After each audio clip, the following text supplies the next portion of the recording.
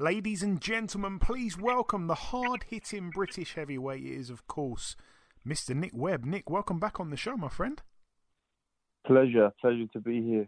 Pleasure to have you back on, Nick, man. It's been a long time. We last spoke back in April of 2021, so 3.5 years ago now. At the time, wow. You were fresh off your upset win in Gibraltar over Eric Pfeiffer. Since then, wow. Just the one fight. Obviously, that first round stoppage loss to Fabio Wardley. You were probably winning the round, in all honesty, until you got caught, and it was all over very quickly. Obviously, it was over 3 years ago now, Nick. But how do you look back on that one now? Look back, I made a few little mistakes. I thought it was a bit of a premature stoppage. I wasn't hurt. I just sort of had nowhere to go, kind of thing. Sort of learnt from that, and took my time. I had to sort out other things, but I'm a better boxer for it now. So, looking forward to the next journey, the next step. The next chapter. The $1 million question is, what have you been up to in these 3 years out, Nick? Well, I had everything ready for boxing. So obviously the dream to be a world heavyweight champion. So I was a full-time boxer.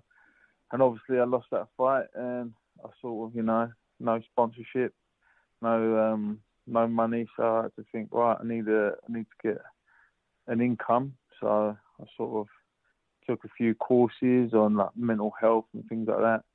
So basically I could sort of help sort of kids that sort of need it, sort of help mental health and things like that. So so that's sort of the direction I went in, and now I got a job doing that. So I've got an income, and I'm able to still box now. So that's what I've been doing, and I had my son. So I wasn't able. My missus told me you ain't boxing while I'm pregnant. So I was like, okay, that's another year delay, but but she's the boss, so that's what I did. There we and go. Now he's here. Now I stepped up the training, and I'm back on my way back. So let's do it. Just tell me, Nick, just about that job briefly. Obviously, it must have been hard from being a full-time boxer to then go back into, more of a normal job. But it sounds like you're still able to do that and box. Am I right in saying that? Yeah, at the moment, definitely.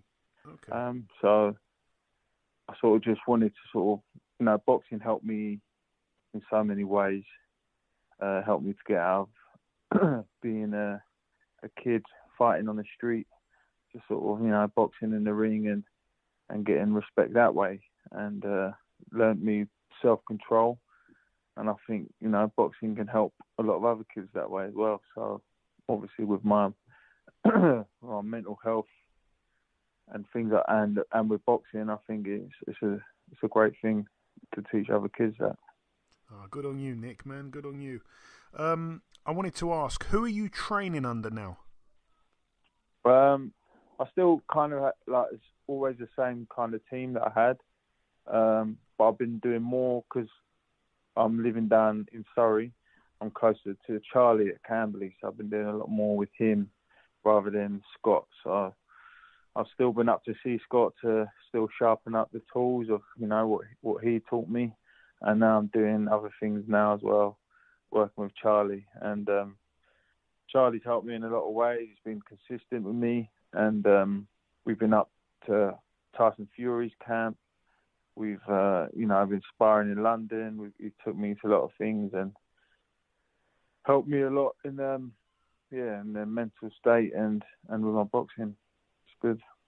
And Nick, obviously, this 3 years where you were out, you had to get a job and the rest of it. How often were you training? Were you still going in the gym?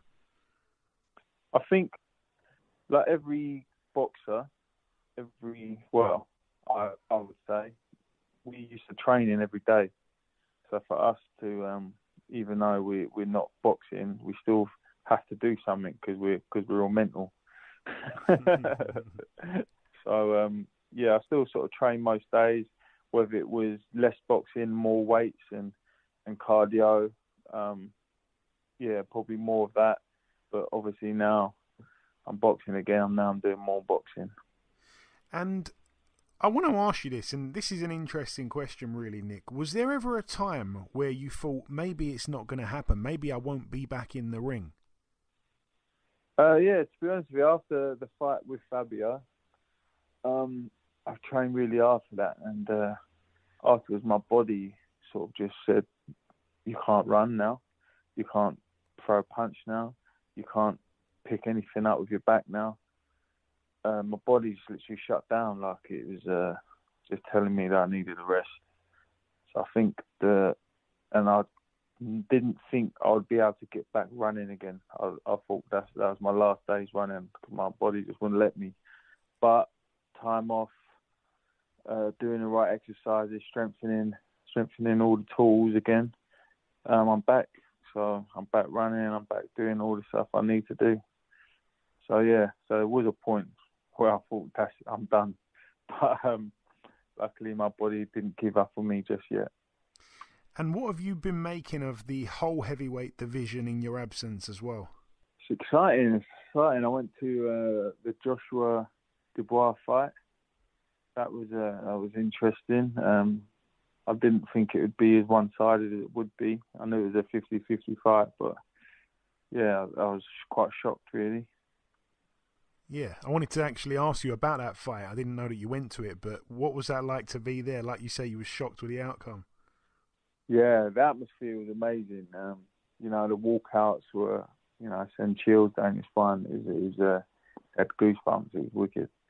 But in the fight, I just, I wanted, I sparred with Dubois lots of times, and I'm a Joshua fan. Like, wanted him, to do to be back and do the business and get that big Tyson Fury fight.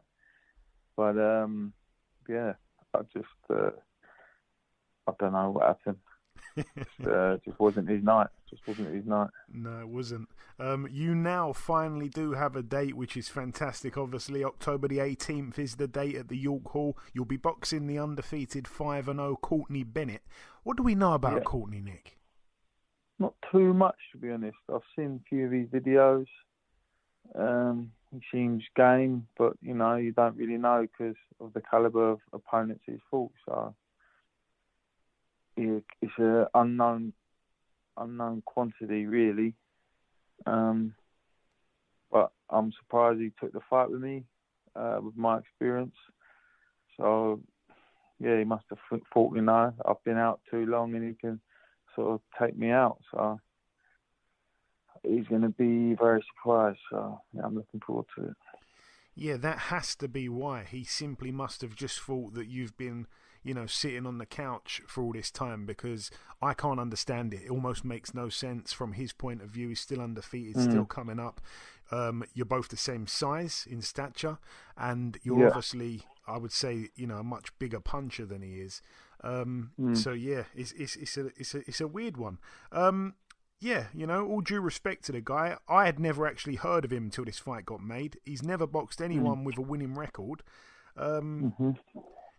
But I want to ask you this as well, Nick. If worse come to worse, you were to lose this one, would that be it? Yeah, I must say, every time you come back, it's harder. Every time you lose, you come back, it's a harder journey. Like now, I'm not got any sponsorship. I'm doing it all myself, and I'm working in between it, which is new for me. which is I have new respect for all the non-full-time boxers that do, and obviously having a baby now as well. So it's a lot tougher, but just shows how much you want it more, I think. And also, we've seen Fabio Wardley go on a heck of a run since your fight with him. However, the draw last time with Fraser Clarke, I'm sure you saw the fight. It was a good fight. The rematch is now set for not too long away now, actually. How do you see the rematch going, mate? I don't know, I think it's going to be a tough fight for both of them. The first one was real tough. I was with Fabio today, actually.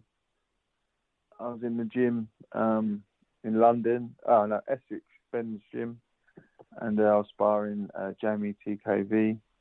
And Fabio was there to spar Jamie as well. So, yeah, it that's going to be interesting. He's definitely fit for it. So I couldn't say I like both of them. You know, obviously I want Fabio to do well because he's beaten me. So, you know, if someone's beaten you, you want them to do well to show why they beat you.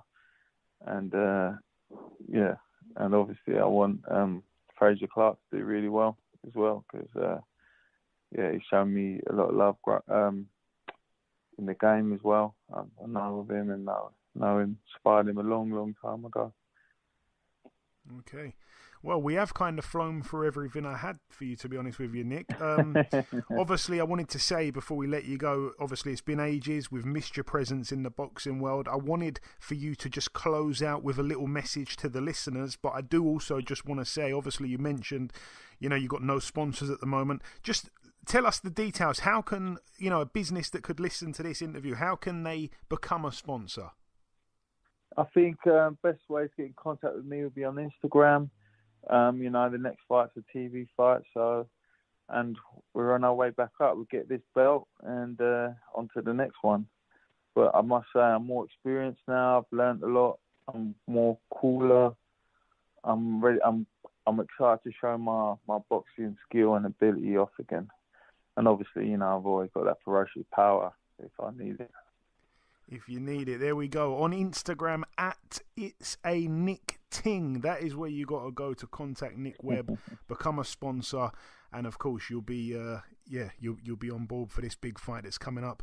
Not too long to wait now. But listen, Nick, as always, my friend, thanks so much for your time. I'll be pulling for you on the 18th, and I hope we speak again real soon. Thank you, man. Lovely. Appreciate it. Thank you very much.